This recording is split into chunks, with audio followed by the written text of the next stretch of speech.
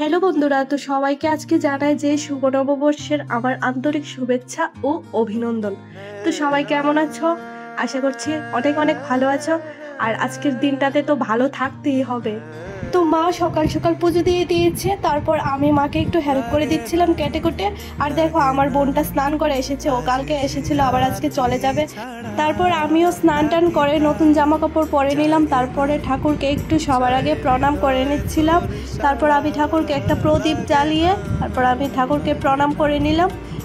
আর আজকের দিনে আমি কোথাও যাইনি, তো বাড়িতেই ছিলাম সারাটা দিন।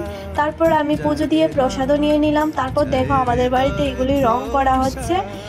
আর কি কি রান্না করেছে চলো তোমাদেরকে একটু দেখিয়ে দিই। তো দেখো মাটন রান্না হচ্ছে, তারপর মাছও রান্না হয়েছে, আর দেখো গুঁড়া মাছও রান্না করা হয়েছে।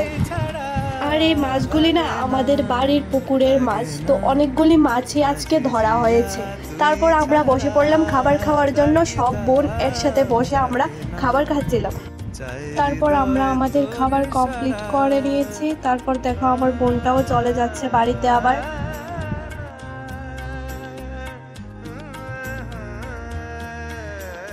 তারপর মা আর আমি একটু বেরিয়েছিলাম বিকেলবেলা।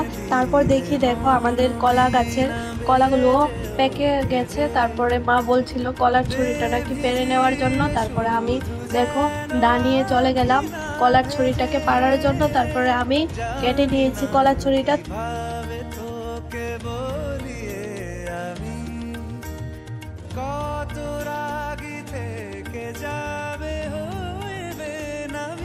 আর এই কলাগুলোর নাম ছিল গোপী কলা। আর এই কলাগুলো কিন্তু খেতে খুব মিষ্টিও ছিল।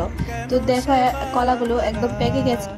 তারপর ফ্রিজের মধ্যে দেখি বড়ই আচার আছে। তারপর আমি এক প্লেট নিয়ে নিলাম বড়ই আচার। আর আমার কিন্তু আচার খেতে খুব ভালো লাগে, একটু টক টক মিষ্টি মিষ্টি, তো খুবই ভালো লাগে। তারপর আমি সন্ধ্যার সময় ফুলকো ফুলকো লুচি ভেজে নিচ্ছিলাম। তো এভাবে আমার দিনটা কেটেছে পয়লা বৈশাখ। তো তোমাদের সাথে সবকিছু শেয়ার করলাম, কি করলাম না করলাম। আর ভিডিওটা যদি ভালো লাগে লাইক করে দিও। আবার নেক্সট ভিডিওতে তোমাদের সাথে দেখা হচ্ছে। আজকের জন্য টাটা, বাই বাই।